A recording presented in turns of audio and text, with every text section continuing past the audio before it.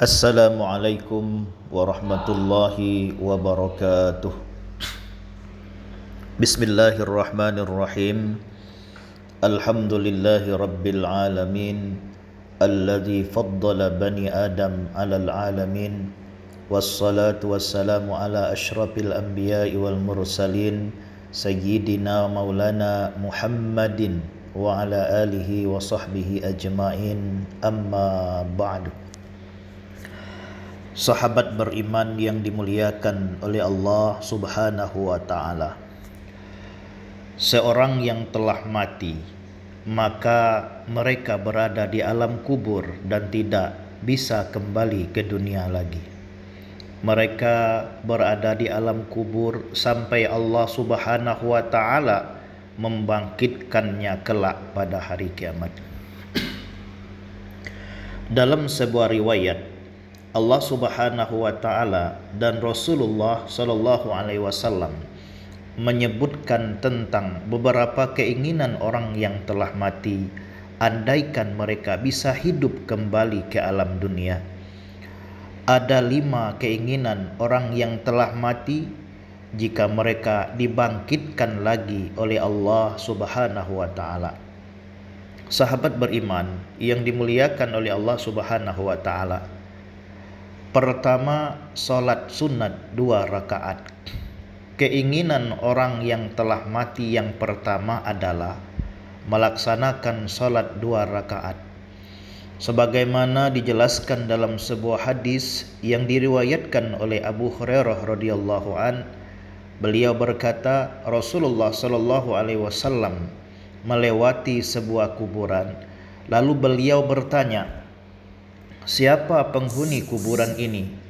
Mereka pun lalu menjawab, "Ini kuburannya si fulan." Lalu Rasulullah sallallahu alaihi wasallam bersabda, kata beliau, "Salat dengan 2 rakaat lebih dia cintai daripada apa-apa yang tersisa dari dunia kalian." Hadis riwayat Imam At-Tabrani. Kedua, ingin bersedekah.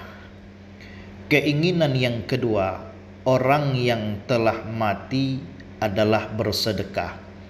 Keinginan ini dijelaskan oleh Allah Subhanahu wa ta'ala dalam Al-Quran surah Al-Munafikun ayat 10. Allah berfirman, A'udzubillahi minasyaitonir rajim. Bismillahirrahmanirrahim.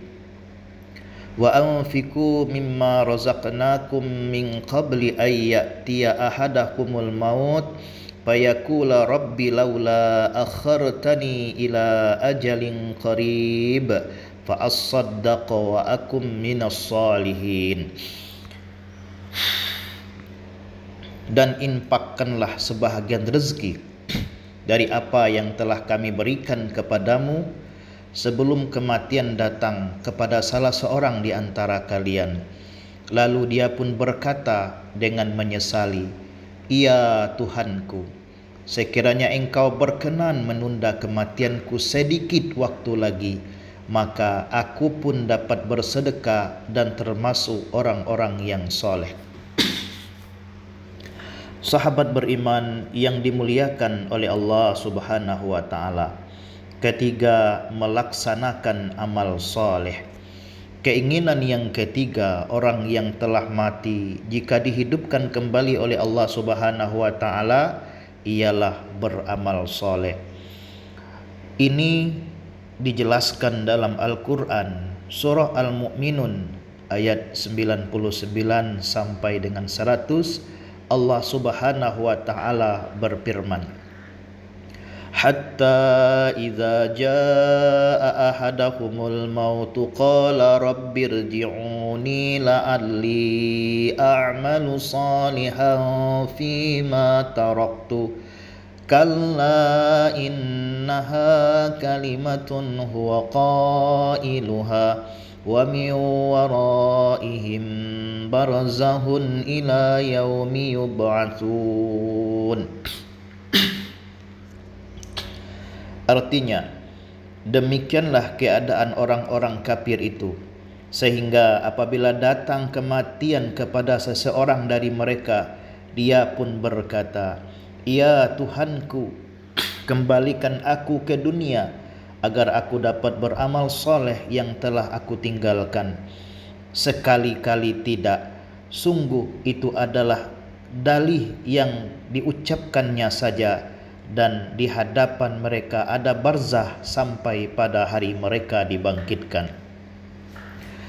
Ibnu Rajab rahimahullah berkata, angan-angan terbesar orang yang mati di alam kubur mereka adalah hidup sesaat untuk taubat dan beramal soleh yang telah luput mereka kerjakan. Sedangkan orang-orang yang masih hidup di dunia ini justru menyia-nyiakan hidup mereka sehingga umur mereka habis percuma dalam kelalaian. Bahkan sebahagian dari mereka ada yang menghabiskannya untuk berbuat maksiat. Sahabat beriman yang dimuliakan oleh Allah Subhanahu wa taala. Keempat, ingin memberi kabar gembira pada kaum atau keluarganya yang hidup.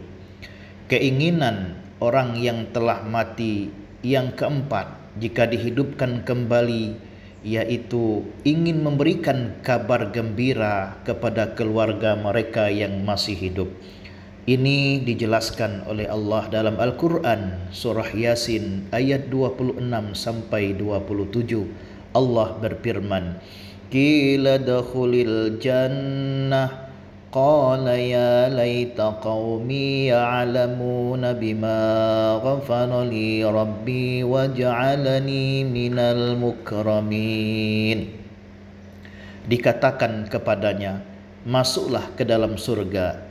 Dia berkata, alangkah baiknya sekiranya kaumku mengetahui apa yang menyebabkan Tuhanku memberi ampunan kepadaku dan menjadikan aku termasuk orang-orang yang dimuliakan. Rasulullah SAW menjelaskan dalam sebuah hadisnya, beliau bersabda, apabila seorang mukmin telah melihat apa yang dilapangkan padanya di dalam kubur, maka ia berkata, biarkan diriku, aku ingin memberi kabar gembira kepada keluargaku. Maka malaikat pun berkata kepadanya, tenanglah. Hadis riwayat Imam Ahmad. Kelima, ingin mati syahid.